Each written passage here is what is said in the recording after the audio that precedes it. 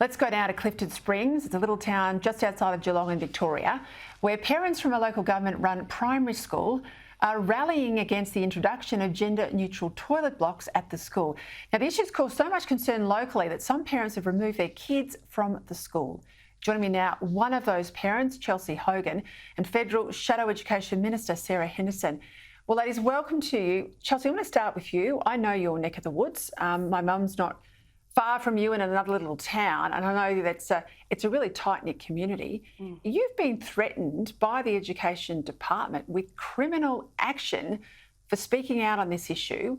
What concerns you about gender-neutral toilets for little kids? I think the biggest thing for me as a parent is that we've always taught our children to protect themselves, to speak up when they feel uncomfortable. And our children have come to us with very legitimate concerns and just a real feeling of unease since these toilets have been introduced into the school. And as parents, it's our job to speak up for our children, and we have done so. And I've gone through every correct channel possible, and I have been blatantly ignored, dismissed, sometimes even belittled, and just nobody seems to care that our kids are uncomfortable with these new toilets. And we are so aware of the need for safe spaces for gender diverse students. We're not against unisex toilets. We just want a safe space for boys, girls and unisex facilities, and we want them separate because we believe that every child deserves the right to privacy and dignity, and boys and girls are just so different. Like their needs are so different, and I just feel like that's being ignored. Sarah Henderson, help me out here. I mean, why on earth do we even need gender-neutral toilets in a primary school?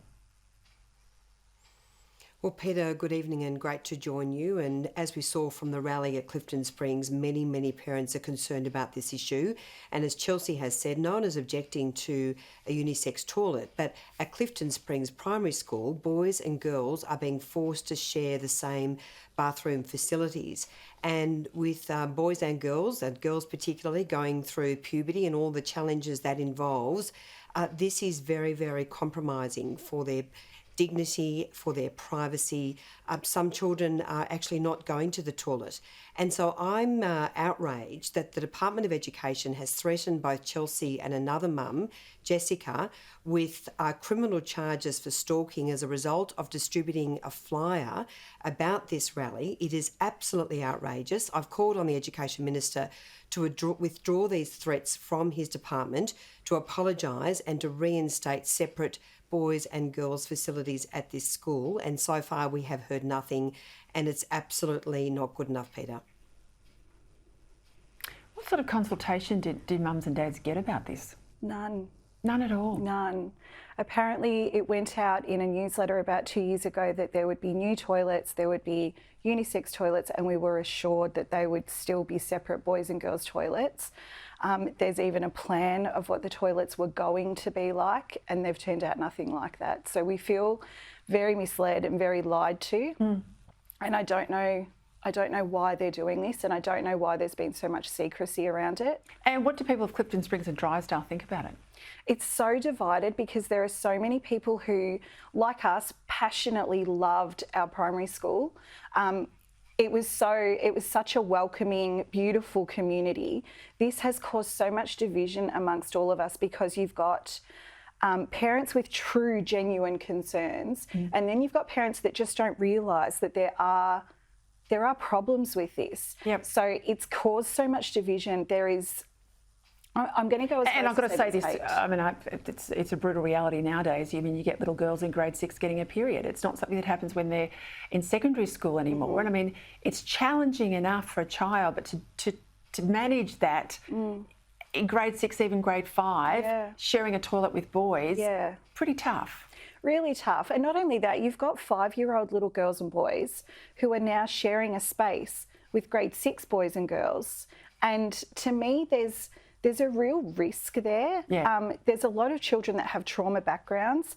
There's a lot of children who believe that inappropriate behaviour is normal. And I just feel like there's a huge risk that seems to be mismanaged and hasn't been looked at properly. Sarah, just quickly before we go, I want to ask you that study out today that autism in Australia is, I think, some of the highest in the world.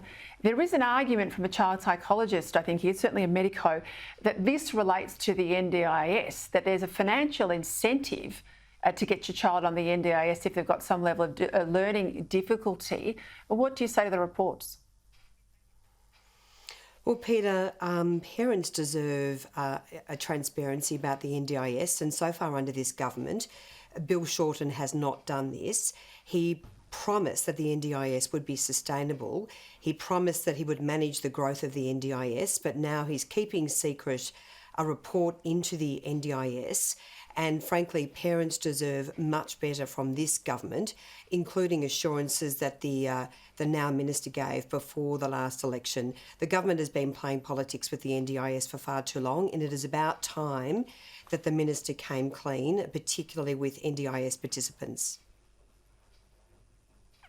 Well, thank you, Chelsea. I know that Mum and Dad Power, People Power will win over down your way, but keep it up. Thank you. I know you get a lot of support.